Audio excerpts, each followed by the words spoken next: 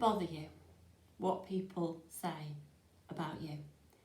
It takes somebody who is very self-assured to have no interest in what other people think of them. And yet, if we were coming across this account for the first time, we might feel it quite strange that Jesus asked his close followers this question.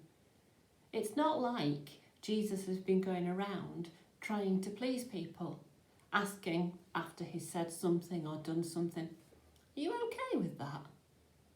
Jesus is clear about the message that he is preaching and about the things that he is doing and the purpose of what he is doing. He invites people to approach God in a new way, and he just gets on with it, dealing with the challenges as they come along. Jesus probably was interested in what the word on the street was about him. After all, preachers do appreciate feedback, and Jesus cared about those he was working amongst. The very fact that he was there at all was because of God's love for the world. And if people were connecting him with John the Baptist and the big names amongst the prophets, then Jesus was evidently having an impact. But this conversation was not really about what other people thought. Rather, it was about who the disciples thought Jesus was. Asking about the others was maybe just a way of broaching the subject of his identity and getting them to start thinking seriously about it. Can we imagine for a moment what it might have been like to have been in that group of disciples who had been called by Jesus? They had willingly left everything to travel around with him. They'd not only heard his preaching, but seen and been involved with the feeding of more than 5,000 people. They had witnessed Jesus walking on water and the miracles of healing. Surely they would have discussed amongst themselves who they thought this amazing man might be. Some of the responses they had given previously show that they had more than an inkling.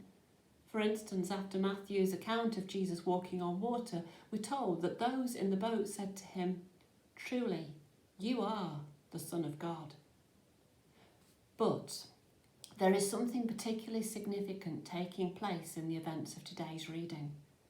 When asked by Jesus in the cold light of day, rather than straight after an emotional experience, "Who do you say that I am?" it takes Simon to voice the thoughts that several, if not all of the others, were probably thinking. You are the Christ. In other words, you are the one who God is sending to bring the hoped for deliverance to his people, the Son of the living God. In other words, you are not just the deliverer sent by God. You are much more than that. You are somehow related to God himself. For ourselves, we may feel drawn to Jesus, attracted by the stories that we hear, ready to follow some of his teaching and to live as he suggests. Loving your neighbour is a pretty good basis for life. But who do we say Jesus is? What is our belief? Is he just a prophet? Is he just a very good man? Or is he? Is he, as Simon suggests in this conversation, the Son of God?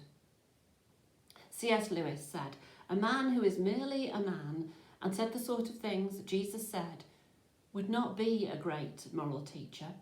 He would either be a lunatic on a level with a man who says he is a poached egg, or else he would be the devil of hell. You must make your choice. Either this man was and is the Son of God, or else a madman, or something worse." After all that they had witnessed, the disciples had come to a point where they needed to make their choice and state their beliefs about the man they called teacher. And the choice they made was to acknowledge him as the Christ, the Son of God. With all that the Gospels tell us about Jesus, with our own experiences of the way that God is at work in our lives through Jesus and the Holy Spirit, who do we think Jesus is? Whoever we are, whatever our upbringing, even if we have grown up going to church and have always considered ourselves to be a Christian, still, there is a point when we need to answer this question. And so I invite you to take a few moments now reflecting on who you would say Jesus is as we listen to, and perhaps join in with Matt Beckingham singing, Jesus calls us here to meet him.